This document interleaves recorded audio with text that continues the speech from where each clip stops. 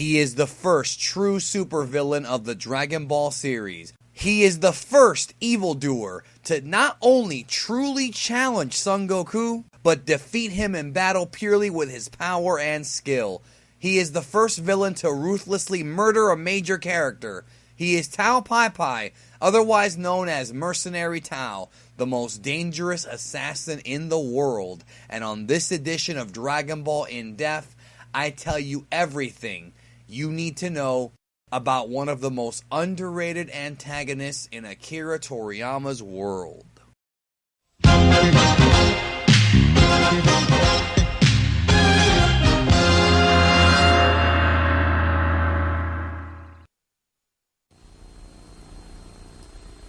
この放送はご覧のスポンサーの提供でお送りします。Some would consider General Blue the first real supervillain of Dragon Ball, mostly because of his overall time in the manga, his telekinetic powers that gave Goku some trouble, and his dedication to the Red Ribbon Army. But to me, even though there's merit there, when you strip away his telekinetic abilities, you realize Blue is really not much more of a comedy character. Tao was the first villain in Dragon Ball who was wacky, but also all business, and it's much easier to compare him with some of the most menacing villains in the series, like Demon King Piccolo, Frieza, and so on. He was an assassin, he was the most skilled martial artist that Goku had faced, other than the Muten Roshi, and really the first guy to defeat Goku in battle cleanly, and the first villain to kill one of Goku's friends, which would add a layer of purpose to that arc. Let's go back.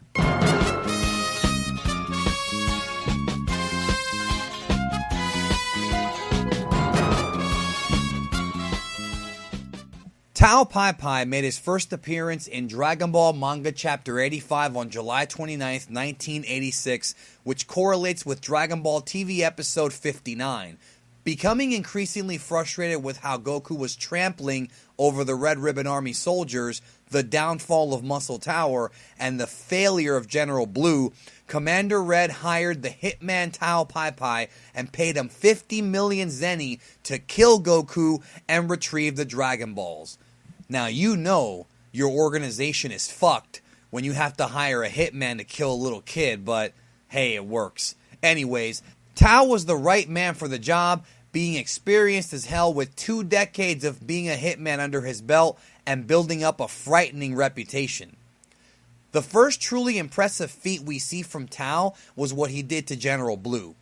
Red told Blue that due to his failure, he would have to face Tao, and Tao claimed he would beat Blue without using his arms or legs. Tao would go on to dispose of Blue by striking him in the temple with his tongue. Now all the ladies that I've been with know that I can do some pretty impressive things with my tongue, but this I cannot do. Tao sets off on his quest for Goku and finds him in the sacred Karin land. After committing the act of murder in Dragon Ball by taking the life of Goku's friend Bora, Tao defeated Goku in combat during their first fight, whipping Goku with his ponytail, unleashing the deadly Dodonpa, knocking our hero unconscious. Goku was presumably dead from the Dodonpa hitting him in the heart, but luckily, the 4-star Dragon Ball took the brunt of the beating. Other than his fight with Jackie Chun, this would be the very first time Goku would get his ass whooped in a fight since the start of the series. They would rematch 3 days later with a different outcome.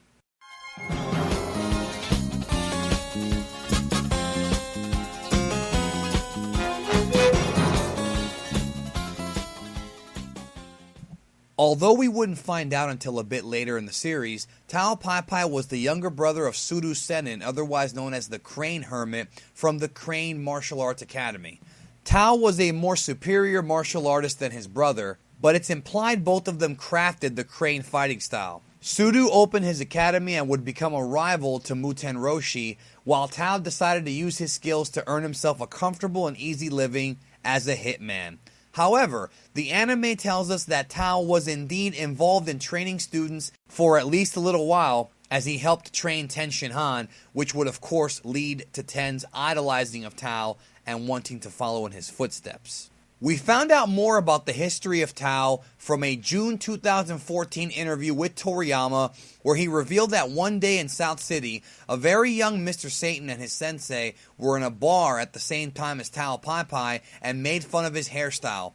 As a result, the angry hitman Tao Pai Pai kicked Mr. Satan's ass to oblivion and killed Satan's sensei in cold blood. This is what would mold Mr. Satan into becoming somewhat of a coward when it came to guys stronger than him. I've talked about Toriyama's influences in the past, specifically his influence from Chinese/Hong Kong cinema, specifically kung fu movies starring the legendary Jackie Chan. The actual character design of Tao is pretty much a direct ripoff of Shen Quan, the villain from 1978's Snake in the Eagle's Shadow, played by Japanese and Korean martial arts master Hwang Jung-lee, who was also in Drunken Master, another Jackie Chan film that heavily influenced the martial arts aspect of Dragon Ball. In fact, in that movie he played Thunderleg, a hitman who kills for money. According to the Daizenshu, Tao Pai Pai was born in age 459. During his battles with Goku in age 750, he was 291 years old. Many have wondered how he could possibly live that long when he's just a human. This all goes back to Toriyama's cultural genius and his love of Eastern philosophy. You see, some believe that if you master the ancient martial arts, you can prolong your lifespan. So it's easy to figure out that guys like Tao and Roshi, who have trained for so many years, are able to live so long and remain so strong and so healthy. If you look at the roots of Tao's name, we have even more of an answer as to what Toriyama's going for. Tao Pai Pai's name literally translates to peach white white from the kanji. Even though he's not an active member of the Red Ribbon Army, his name still follows the pun of the color schemes. A lot of Toriyama's influences came from Taoism, and in that belief system, peaches represent long life. In fact, in Journey to the West, the story that heavily influenced Dragon Ball, Sun Wukong eats the peaches of immortality. Tao Pai Pai is a very old, long-living master of the martial arts, and for the record, Taoism and Taoism are the same thing. Not a coincidence here.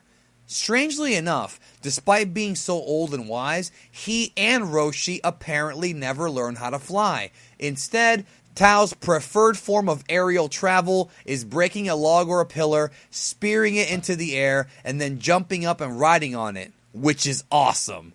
Tao could fly upwards of 2,300 kilometers in 30 minutes, faster than a jet plane. Toriyama borrowed this concept from Jigong, a legendary Buddhist who apparently had the ability to throw logs and supposedly had supernatural powers. Of course, the signature move of the Crane School, the Dodonpa or the Dodon Rei, is also rooted in Shaolin martial arts lore, but Toriyama also may have borrowed it from a famous Japanese pop song entitled Tokyo Dodonpa Musume. So after all that, if you knew everything that I just said, congratulations, you are a top-level Dragon Ball historian. And if you didn't, that's okay too, because now you know.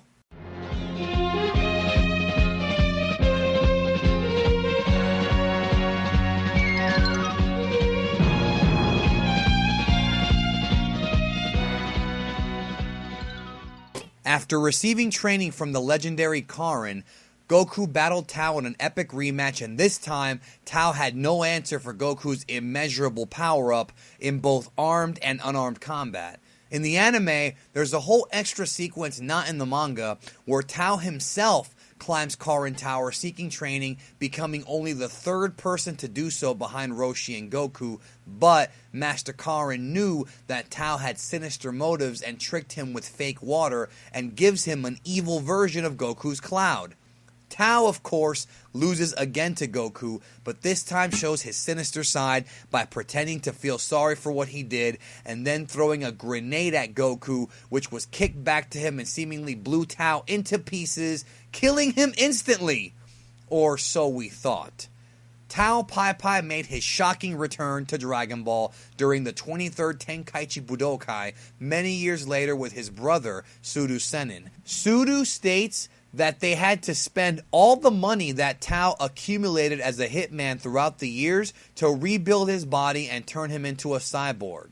Now, throughout the years, many fans speculated on the possibility that it was Dr. Gero who rebuilt him, and honestly, it could have been, despite it being pure retroactive continuity. I mean, Tao did have ties to the Red Ribbon Army, and his arm cannon does somewhat resemble the 116 used, but at the time, it didn't seem like the scientist was too invested in anything but getting revenge on Goku. I don't know, I mean, maybe Tao told Gero that he also wanted revenge on Goku. Maybe Tao secretly funded the creation of the artificial humans. Again, it's just a fan theory, but one I actually kind of like to think about. Anyways, I digress. Tao came back with an upgraded form, seeking revenge on both Goku for beating him and Tenshinhan for betraying the Crane Academy. Tenshinhan disposes of him quickly and sends both Tao and his brother packing, never to be seen again. In the manga, that is. But in the anime, different story. There is a bit of a contradiction here about whether or not Tao was stronger based on supplementary material versus common sense. Cyborg Tao is obviously stronger, but in a weekly Shonen Jump pamphlet, his power level was said to be 210. However, in the movie pamphlet for one of the Dragon Ball Z movies, it says his power is 240. I wouldn't put too much stock into these, to be honest with you. Before getting into the Dragon Ball Z portion of Tao's life, I want to briefly talk about his appearance in Dragon Ball Movie 3, The Mystical Grand Adventure, as well as the portrayal in the English dub.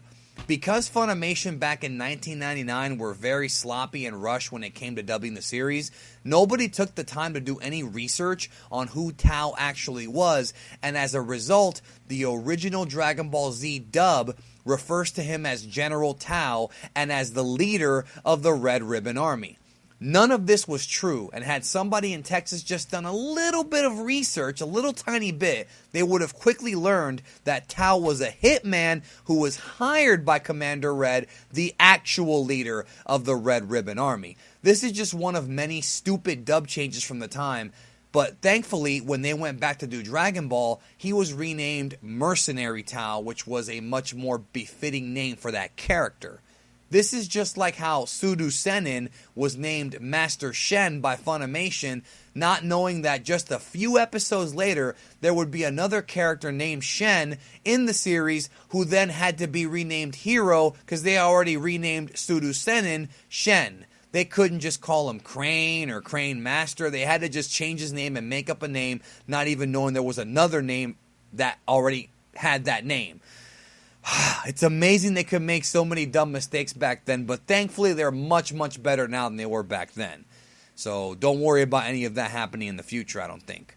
Some have said that the reason for the confusion was because Funimation dubbed the Dragon Ball movies before tackling the series, and in Dragon Ball Movie 3, Tao appeared to be some kind of military leader who was secretly planning on taking over the nation of Mifan from Emperor Chaozu. Of course, this film is set in a completely different continuity from the anime and manga, so the events and characters played out differently. Chaozu was an emperor, Blue was an associate of the emperor and kind of a good guy, and in this version, Tao was defeated by Goku and Arale. Funny enough, the Harmony Gold dub called him General Tao Pai, which might have been where Funimation got the word general from.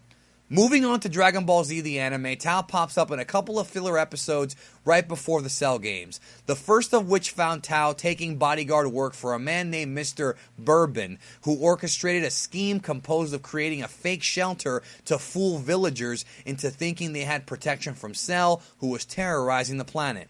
Tao's plan was thwarted by Goku's son Gohan, whom Tao instantly picked up on through his familiarity with Goku. But not long after, Tao would be face to face with Goku once more. This time Tao was working as a bodyguard for Mr. Vodka, another liquor-based pun, who sought the same Dragon Balls Goku was hunting for at the time and tried to distract Goku with puzzles while they made their getaway, which of course failed. This would be the last time we would ever see Tao in the Dragon Ball anime. What would be Tao's fate? Well, there's two different conflicting stories. In an interview with Toriyama from the Dragon Ball Forever section of the Daizenshu, when asked about the fate of Tao and Sudu Senin, he says, Yeah, they got mixed up in something or another and died, but they were bad people, so perhaps they weren't restored to life, end quote. This was back in 2004. However, 2010's MMORPG Dragon Ball Online contradicts that, as Tao Pai Pai was upgraded once more, making Tao Pai Pai X, and does battle with the Time Patrollers. Remember, even though Toriyama did help with Dragon Ball Online, it's just a video game.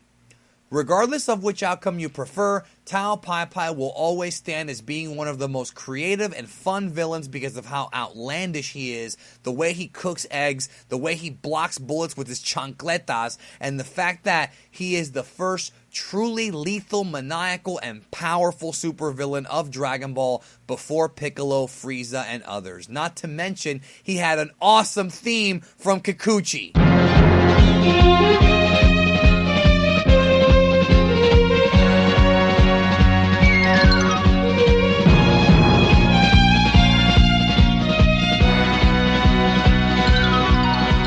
That theme is dope, man. Anyways, I hope you enjoyed the video, and if you did, check out more videos from the Dragon Ball In-Depth series. I'll catch your ass down the road.